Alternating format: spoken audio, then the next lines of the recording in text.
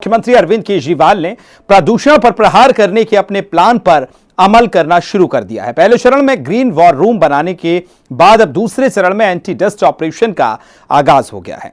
इस ऑपरेशन से प्रदूषण पर कैसे लगाम लगेगी, इस रिपोर्ट में आप देखिए।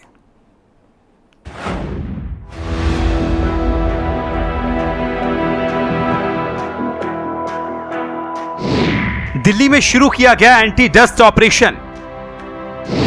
जनता को करना होगा 14 नियमों का पालन। सीएम केजरीवाल के पर्यावरण सिपाही तैनात। दिल्ली में डस्ट पॉल्यूशन को दी जाएगी मात। दिल्ली की केजरीवाल सरकार ने डस्ट पॉल्यूशन को कंट्रोल करने के लिए एंटी डस्ट ऑपरेशन शुरू किया है। राजधानी दिल्ली के लोगों को धूल प्रदूषण से बचाने के लिए केजरीवाल सरकार ने सड़कों पर 586 टीमों को उतारा है। दिल्ली के पर्यावरण मंत्री गोपाल राय ने अभियान की शुरुआत करते हुए बताया कि ये टीमें 500 वर्ग मीटर से ज्यादा बड़े निर्माण और ध्वस्तीकरण स्थलों की जांच करेंगी। निर्माण कार्य कराने वालों को सरकार के 14 नियमों का पालन करना होगा। पूरे दिल्ली के अंदर एंटी डस्ट कैंपेन शुरू किया जा रहा है। दिल्ली के अंदर एंटी डस्ट कैंपेन की मॉनिटरिंग के लिए अलग अलग एजेंसियों के साथ मिलकर 586 टीमों का गठन किया गया है। ये 586 टीमें ग्राउंड पर जा करके जगह जगह मॉनिटर करेंगी कि एंटी डस्ट कैंपेन के तहत जो कंस्ट्रक्शन साइट के लिए, निर्माण के लिए नियम बनाए गए हैं, वो नियम फॉलो हो रहे हैं या नहीं हो रहे हैं। नियमों का सख्ती से पालन हो सके, इसके लिए मुख्यमंत्री अरविंद केजरीवाल के निर्देश पर पर्यावरण मंत्री गोपाल राय ने खुद मोर्चा संभाल रखा है। पर्यावरण मंत्री गोपाल राय लगातार निर्माण स्थलों का दौरा कर रहे हैं, लोगों से बात कर रहे हैं और उनको समझा रहे हैं। दिल्ली को प्रदूषण मुक्त करने के लिए दिल्ली सरकार लगातार कार्यरत है और इसी कड़ी में विंटर एक्शन प्लान के तहत एंटी डस्ट अभियान की शुरुआत 6 अक्टूबर से लेकर 6 नवंबर तक के लिए की गई है। ऐसे में दिल्ली सरकार के पर्यावरण मंत्री लगातार मौके पर पहुंचकर औचक निरीक्षण कर रहे हैं, क्योंकि एंटी डस्ट अभियान में 14 महत्वपूर्ण बिंदु बनाए गए हैं, जिनमें नियम का पालन पूरी तरीके से होगा, तभी प्रदूषण नहीं होगा।